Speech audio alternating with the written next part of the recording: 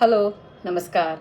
Healthy life या YouTube चॅनलवर आपणा सर्वांचं खूप खूप स्वागत. तुम्ही या चॅनलवर आलाच आहात तर हे चॅनल जरूर सबस्क्राईब करा. आजचा हा व्हिडिओ आहे डिलिव्हरी झालेल्या महिलांसाठी, म्हणजेच प्रसूती ज्यांची झाली आहे, नुकतीच प्रसूती झालेली आहे अशा महिलांसाठी. प्रसूतीनंतर म्हणजेच डिलिव्हरीनंतर अनेक महिलांना कंबरदुखी, अंगदुखी, अशक्तपणा आणि पचनाचे त्रास होतात. काही जणींना दूधसुद्धा कमी येतं. अशा समस्या त्या प्रसूती झालेल्या महिलेला जाणवत असतात. आपल्या आयुर्वेदामध्ये प्रसूतीनंतर आईचं शरीर लवकर पूर्ववत होण्यासाठी अनेक उपाय सांगितलेले आहेत. त्यापैकी एक अतिशय महत्त्वाचा उपाय तो म्हणजे बाळंत काढा. पण बऱ्याच जणींना प्रश्न पडतो, बाळंत काढा म्हणजे नेमकं काय?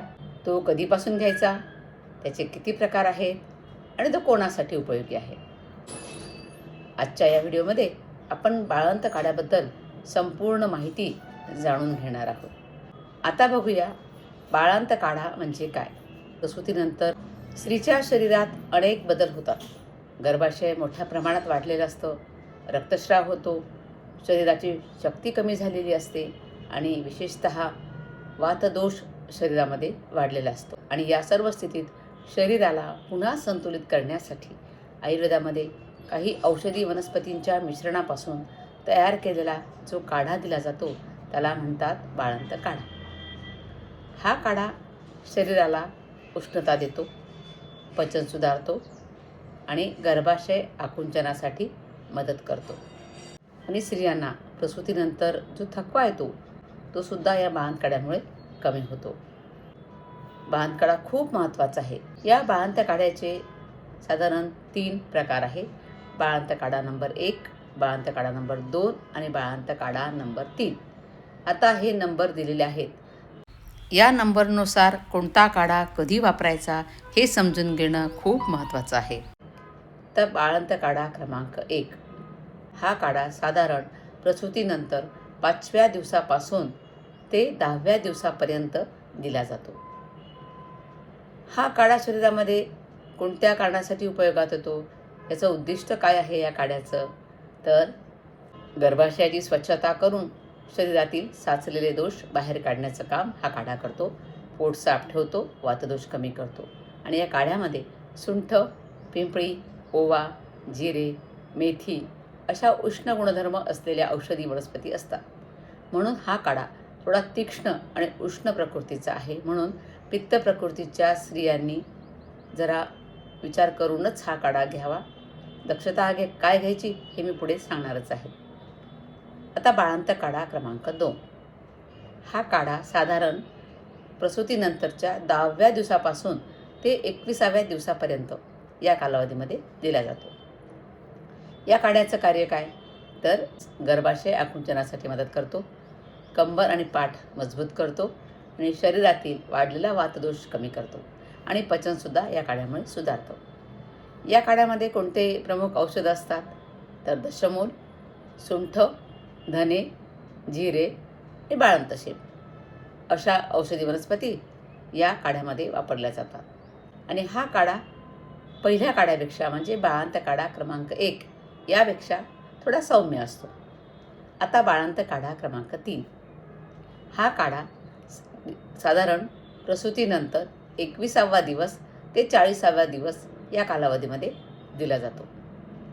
या काढ्याचं मुख्य कार्य काय आहे? तर शरीराला ताकद मिळवून देणं, स्नायू आणि हाडं मजबूत करणं, आईचं दूध वाढवणं, प्रसूतीनंतरचा थकवा कमी करणं हे याचे मुख्य उद्दिष्ट आहे.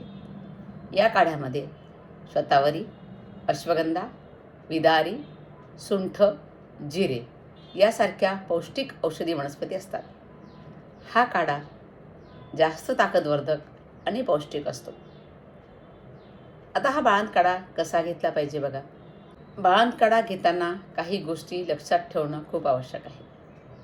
हा काढा सकाळी रिकाम्या पोटी किंवा जेवणानंतर दिला जातो आणि हा काढा गरम किंवा कोमट स्वरूपात घेतला जातो.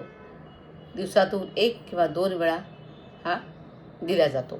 काढा तयार करण्यासाठी औषधी चूर्ण पाण्यात उकळून त्याचं अर्ध होईपर्यंत ते आटवलं जातं आणि नंतर हा काढा गाळून घेतला जातो आणि तो कोमट कोमट दिला जातो. पण जेव्हा तुम्ही दुकानातून बॉटल आणणार तर ती गरम करायची गरज नाही. प्रमाण दिलेलं असणार त्यानुसार ते तुम्हाला औषध घ्यायचं आहे.